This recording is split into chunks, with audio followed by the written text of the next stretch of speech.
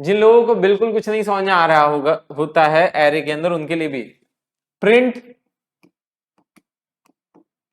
The 5 numbers after accepting from user using normal method। और हम लोग भी यहां भी क्या करेंगे, सेम चीज, लेकिन क्या करेंगे, एरे का यूज करके। ठीक है, तो अब एक तरीका क्या हो जाता है, नॉर्मल हम पहला नॉर्मल एकदम प्रोग्राम करेंगे। All I need to do is, scanner के नीचे से लिख रहा हूं INT A, B, C, D, E मुझे डिक्लेयर करना पड़ेगा। एंड फिर क्या करना पड़ेगा, एक मैसेज पास करना पड़ेगा, SOPLN enter 5 number. A is equal to what, SC dot next INT। B is equal to what, SC dot next INT। C is equal to what, SC dot next INT। D is equal to what, SC dot next INT। उसके बाद फिर E is equal to what, SC dot next INT। 5 number की entry तो हो गई। अब इसको हमें क्या करना है, प्रिंट भी कराना है। तो SOPLN हमें क्या करना पड़ेगा, A, देन SOPLN हर एक को नई लाइन में प्रिंट कराना है, B। फिर देखो अब जगह भी खत्म हो गई, और मैं अभी यही सेम प्रोग्राम को जब एरे से करूंगा और क्या हो जाएगा, आपका पूरी जगह भी बचेगी। SOPLN क्या हो जाएगा, C, SOPLN क्या हो जाएगा यहाँ पे, D, और फिर आगे SOPLN क्या करेंगे हम लोग, E करेंगे। तो इतनी बार लिखना पड़ेगा। लेकिन अब एक चीज आती है, एरे के केस में हमने कहा कॉम्प्लेक्सिटी रिड्यूस हो जाएगी, तो सेम ऐसे हमें डिक्लेयर करना होता है। तो एरे के केस में कैसे डिक्लेयर करेंगे, all we need to do is कि INT यहां पे हमें A लेना पड़ेगा। A is equal to what, new INT 5। एक लाइन में खत्म काम, चलो ठीक है, डिक्लेरेशन हो गया। अब एंट्री करानी है, तो हम भी मैसेज एक पास करेंगे, SOPLN एंटर 5 नंबर्स। ठीक है, बहुत बढ़िया। अब बात आती है हमें एक्सेस कैसे करना होता है, A of 0, फिर A of 1, A of 0 is equal to SC dot next INT। A of 1 is equal to SC dot next INT। A of 2 is equal to what, SC dot next INT। ऐसे हमें कितनी बार, 5 बार। लेकिन अब कहोगे sir यार आपने तो कहा था प्रोग्राम को इजी बना देगा, कहां से इजी बना रहा है। अभी मैं केवल इसकी इक्विवेलेंट वाली चीजें मैं कर रहा था। लेकिन अगर एक चीज हम लोग ध्यान से ऑब्जर्व करें कि वो क्या है आपका, 0 फिर 1 फिर 2, केवल यही चेंजेस तो हो रहे हैं। और एक स्टेटमेंट को नंबर ऑफ टाइम्स एग्जीक्यूट करा रहा है, एक स्टेटमेंट को नंबर ऑफ टाइम्स एग्जीक्यूट करा रहा है विथ माइनर चेंजेस। तो जावा का कौन सा ऐसा कंसेप्ट है जो कि एक स्टेटमेंट को नंबर ऑफ टाइम्स एग्जीक्यूट कराना है, जावा का कौन सा ऐसा कंसेप्ट है, दिमाग लगाओ, दौड़ाओ। इफ एल्स का काम क्या होता है, डिसीजन मेकिंग का। तो ऐसे ही इफ एल्स के बाद आपने कोई कंसेप्ट पढ़ा था जो कि एक स्टेटमेंट को नंबर ऑफ टाइम्स रिपीट कराता है, तो उस कंसेप्ट का नाम क्या है, लूपिंग। तो अगर हम लोग यहां पे क्या करें, एक लूप चला दें, तो हमारा काम आसान हो जाएगा कि नहीं हो जाएगा। एक बार सोचो, यहीं पे अगर लूप चला दें, इसका हम लोग रिप्लेसमेंट किससे कर दें, लूप से कर दें, तो क्या हो जाएगा, यहां पे फॉर का एक लूप चलाएं, i इज इक्वल टू 0, कहां तक ले जाएं, लेस देन आपका 5 तक, क्योंकि 4 तक चलाना है। या फिर आप लिख सकते हो यहां पे i is less than equal to 4, वो भी लिख सकते हो, कोई दिक्कत नहीं है, ये दोनों आपके एक्सेप्टेबल हैं। और ब्रैकेट को ओपन करो और इसके अंदर की जो वैल्यूज हैं उसी को उठा के कॉपी कर दो।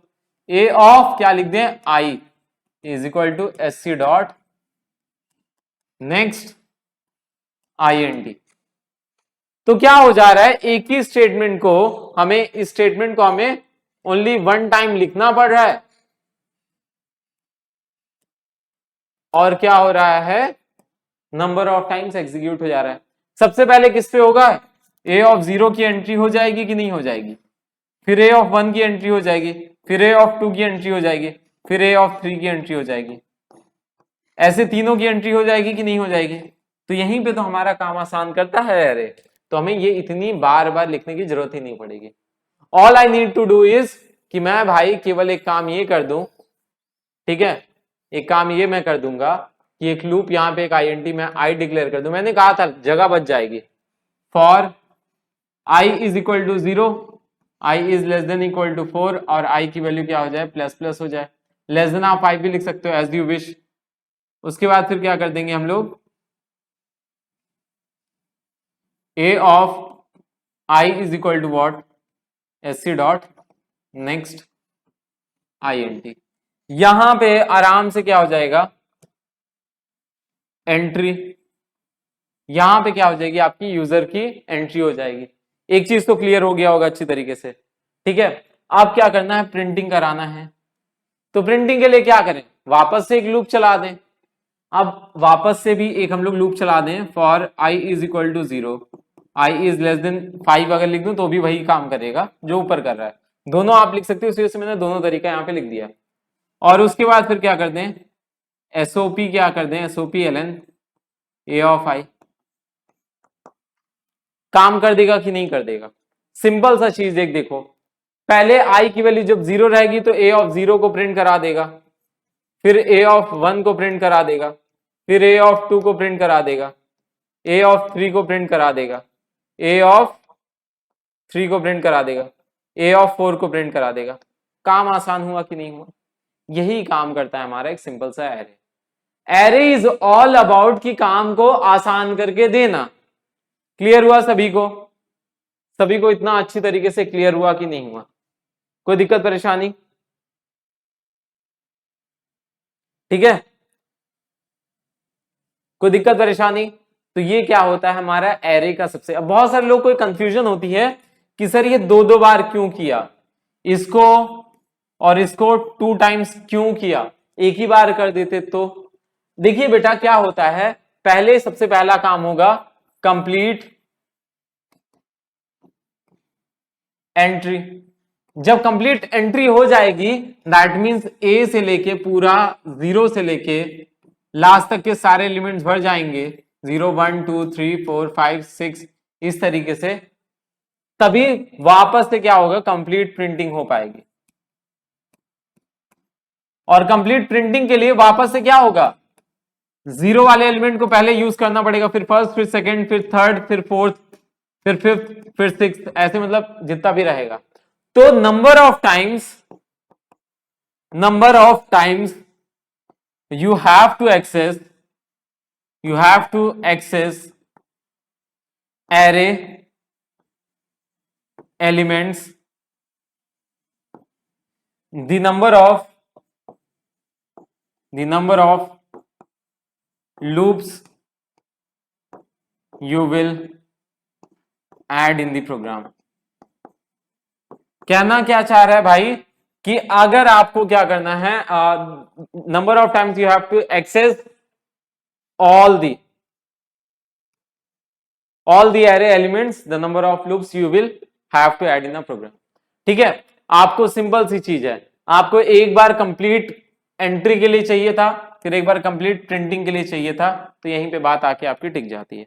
कोई भी होपफुली दिक्कत परेशानी यहां तक होगी नहीं, समझ में आ गया होगा? ठीक है, तो यहां पे आज के लिए आपका एक इंट्रोडक्शन पार्ट जो है मैं एरे का खत्म कर रहा हूं। आप सभी लोग इसको अच्छी तरीके से रिवाइज कर लीजिएगा, ठीक है, इसके प्रॉपर नोट्स बनाइएगा। डोंट बी डिपेंडेंट ऑन कि भाई ठीक है मैंने देख लिया नेटफ्लिक्स एंड चिल नहीं चल रहा है, इट्स ऑल अबाउट कि भाई आप अच्छी तरीके से रिवाइज करो।